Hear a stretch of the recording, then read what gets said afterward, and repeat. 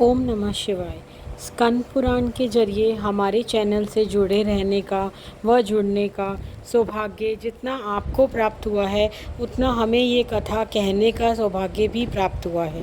चलिए अब आज आगे की कथा कहते हैं, जिसमें गुरु की अवहेलना से इंद्र की दैत्यों द्वारा पराजय, समुद्र मंथन, शंकर जी की कृपा से कालकूट विष से सबकी रक्षा, विविध रत्नों का प्रकाध्य तथा लक्ष्मी जी का प्रादुर्भाव के बारे में बताया गया है। तो इस अध्याय को भी हम टुकड़ों में बांटकर आपको सुनाएंगे। पहला, गुरु की अवहेलना से इंद्र को दैत्य से कैसे पराजय मिली। लोमश जी कहते हैं, देवराज इंद्र एक सभा में बैठे थे। वहाँ सिद्ध और विद्यागण उनकी विजय गाथा गा रहे थे।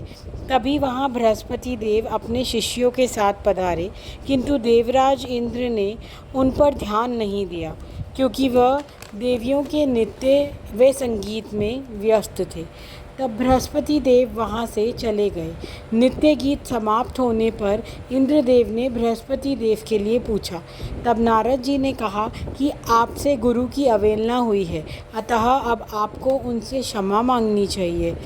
किंतु जब इंद्रदेव गुरु स्थान पर पहुँचे, गुरु वहाँ नहीं थे। अब घर लौटे तो देखा स्वर्ग में बहुत से अपशगुन हो रहे थे। इतने में पाताल निवासी राजा बलि दैत्यों की सेना लेकर अमरावतपुरी आ गए। वह दानव और देवताओं का युद्ध आरंभ हो गया। देवता हार गए। वहीं इंद्रदेव की सहायता के लिए ब्रह्मा जी आगे आए और भगवान विष्णु की स्तुति आरंभ की गई। भगवान विष्णु ने कहा, इंद्र के कारण ही देवताओं पर यह संकट आया है और इंद्र ही दैत्यों के साथ मेल जोल की इंद्र को बोला गया कि आप दैत्यों के साथ मेल जोल करिए ताकि इसका कोई समाधान निकल सके। वहाँ इंद्र के आने की खबर मिलने पर बलि ने उन्हें मार डालने का विचार किया। वे बहुत क्रोध में आ गए कि अब हारने के बाद ये पाताल लोक में क्या करने आए हैं।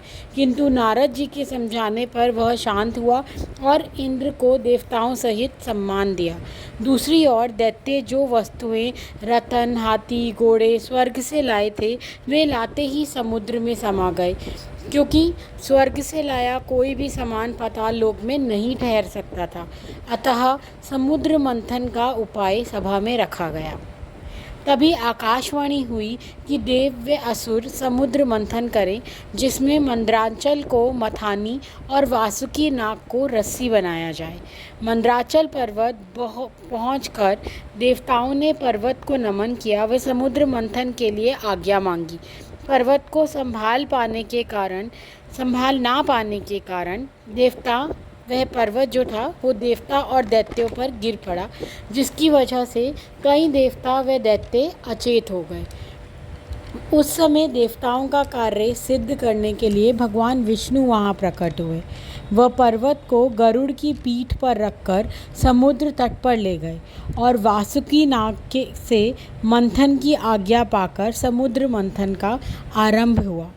अब कल की एपिसोड में हम जानेंगे कि किस तरह से समुद्र मंथन प्रारंभ हुआ और क्या क्या वस्तुएं उसमें से निकली, वह किसके काम आईं। तो आज के लिए इतना ही। मैं आपसे इजाज़त लेना चाहूँगी। सभी भक्तगणों को और इस कथा में जुड़ने वालों को ओम नमः शिवाय।